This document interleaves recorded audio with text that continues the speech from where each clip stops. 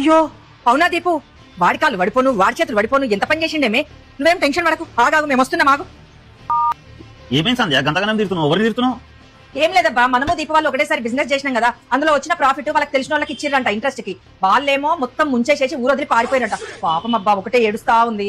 అవునా, నేను అప్పటికి చెప్తానే ఉన్నా వద్దు వద్దని చెప్పేసి. మనమైతే ప్లాట్ మీద ఇన్వెస్ట్ చేసినాం, మంచి పని అయింది సంధ్య. ఇప్పుడు అది డబుల్ అయింది.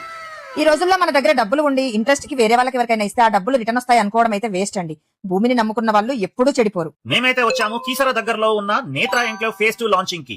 ఇక్కడ గజం 23,000 రూపాయలకే ఇస్తున్నారండి. ఇది ఒక విల్లా ప్రాజెక్ట్ అండి. హెచ్ఎండిఏ అండ్ టీఎస్ వేరే అప్రూవ్డ్ ప్రాజెక్ట్. బ్యాంక్ లోన్స్ కూడా అవైలబుల్ గా ఉన్నాయి. నేత్రా ఎంక్లేవ్ ఫేజ్ 1 లో అయితే ప్లాట్స్ అన్ని సేల్ అయిపోయాయండి. అండ్ వెనకాల చూస్తున్నారు కదా, ఇక్కడ ఆల్రెడీ కన్స్ట్రక్షన్స్ కూడా స్టార్ట్ అయిపోయాయి. దీనికి ఆనుకునే పెద్ద కన్వెన్షన్ సెంటర్ కూడా పడిందండి.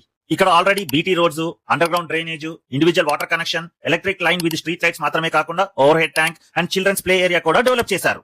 ఓఆర్ఆర్ కి ఆనుకొని ఎన్నో ప్రాజెక్టులు అయితే ఉన్నాయి కదండి, కానీ కీసర దగ్గర ఉన్నంత తక్కువలో ఇంకెక్కడా లేవు. కాబట్టి ఇక్కడ ఇన్వెస్ట్ చేయడం వల్ల మీకు చాలా బెనిఫిట్ అవుతుంది. ఈ లొకేషన్ హైలైట్స్ వచ్చేసి కీసరా టెంపుల్ అండ్ విలేజ్ కి చాలా దగ్గరలో ఉంటుంది.